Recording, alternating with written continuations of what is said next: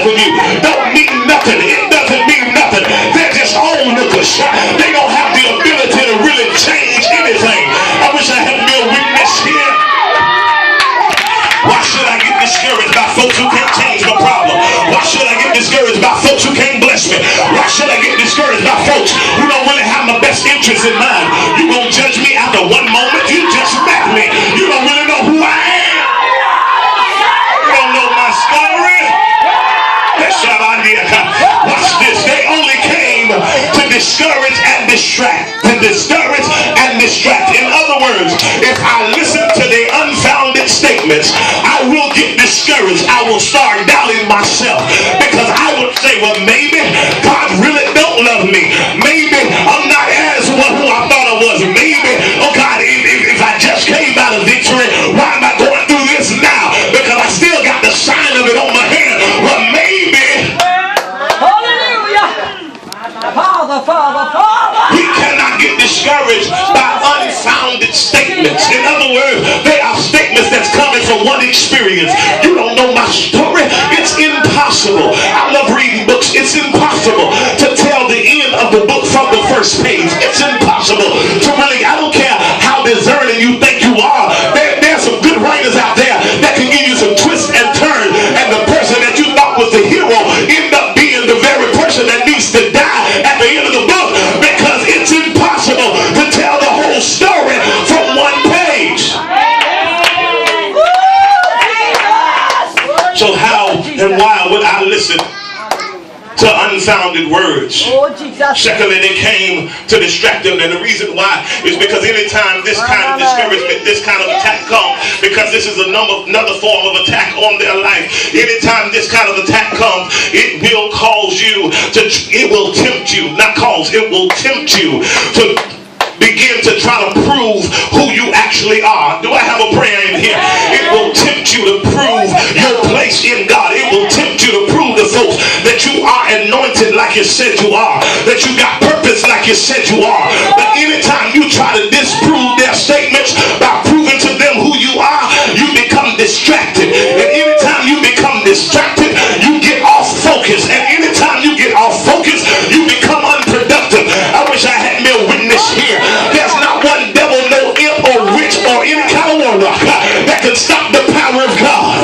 I wish I had met somebody. So we must recognize that this devil came to distract you. It came to take your mind off of the goal that God has for you.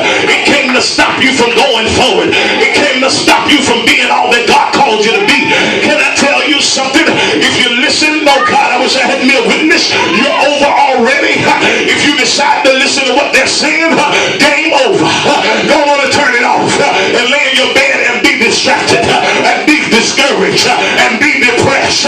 But if you learn how to put on ignore, cut it on mute, cause them to be nothing but mouth moving, but I don't hear nothing coming. In other words, don't listen. That's what Paul did. Paul decided, I'm not going to listen.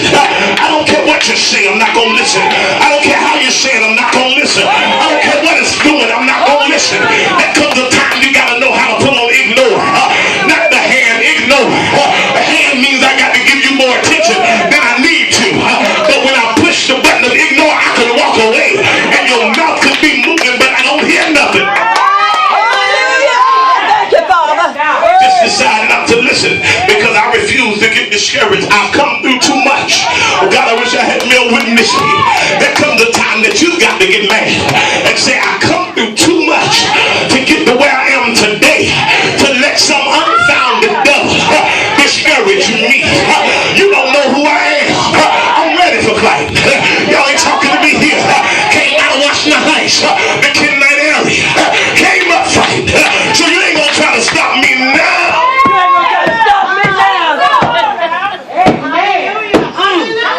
Watch this. Paul did something that was amazing. It simply blew my mind. He responded to the attack in a way that most of us don't do. The Bible says Paul shook off the snake. This response is one of confidence. Because Paul didn't holler. Paul didn't yell. Paul was shouting and just shook it off. Wish I had me a witness here. Hallelujah. When we go through attack, we want everybody to get on. We want to get everyone's attention. We need everyone to come and hear and see the kind of stuff that people are sending us through. Don't you see what they're doing to me? I need you to see this.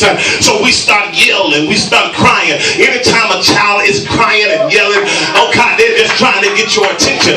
But Paul was a silent victor. Oh God, I wish I had me a witness here. Not victim, but victor. He was a silent victor. He shook the snake off and he didn't know that they saw him. He didn't even care. He just shook it off and kept on going. I wish I had me a witness here. This response from Paul is one of confidence and faith. He never panicked when he saw the snake hanging there. He never got discouraged. He never hollered. He never yelled. He just simply shook it off.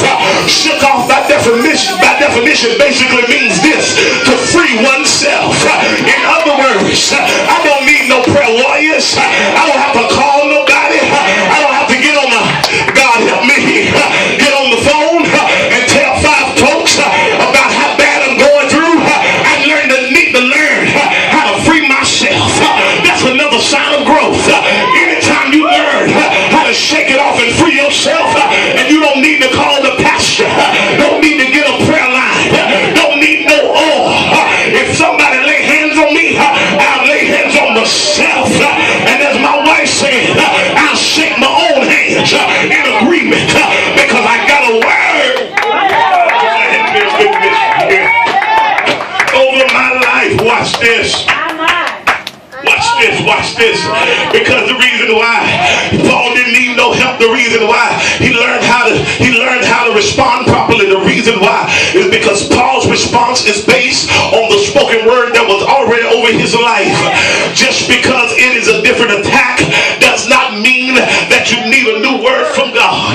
All we need is what was spoken over our life before, because it is still a covenant of guarantee. You get somebody close to you and say, neighbor, guaranteed. In other words, the same thing that brought him through the hurricane, which was the covenant word that Paul, you are going to go before Caesar. And not only that, but because I like you, I'm going to put it in my words. Because I like you, I'll save all the men with you. I wish I had me a witness here. So now Paul is still destined to go to Caesar. So this attack is still covered by that word. I'm destined. I wish I had somebody that's to do this for a minute.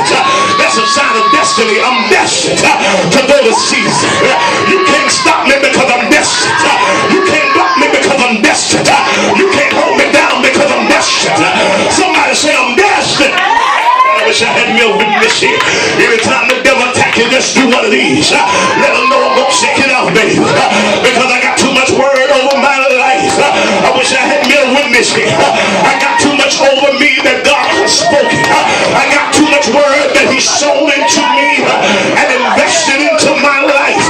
God has pulled me out of too much for me to stop right here. I'm destined. I wish I had me a witness here. Look at somebody close to you and say, neighbor, that's destiny calling me. Watch this here. So now Paul shakes off the devil. And just like Paul, we've got to learn to do the same thing. We need to learn how to shake off the devil. All we need is that same spoken word. Paul shook it off. We must learn how to free ourselves. We must learn how to pray our way out. We must learn how to give our way out. We must learn how to praise our way out. We must learn how to speak our way out. Shake yourself. I wish I had been a witness here. Child of God, stop looking at crawling to Jesus. Oh God, I know this don't sound very, oh God, very 22nd century Christendom. They always say call to Jesus. But I came to tell you something. Stop calling like a little baby and shake it off yourself and watch Him uphold His word. Look at somebody close to you and say, neighbor, shake it off. Shake it off. So watch this.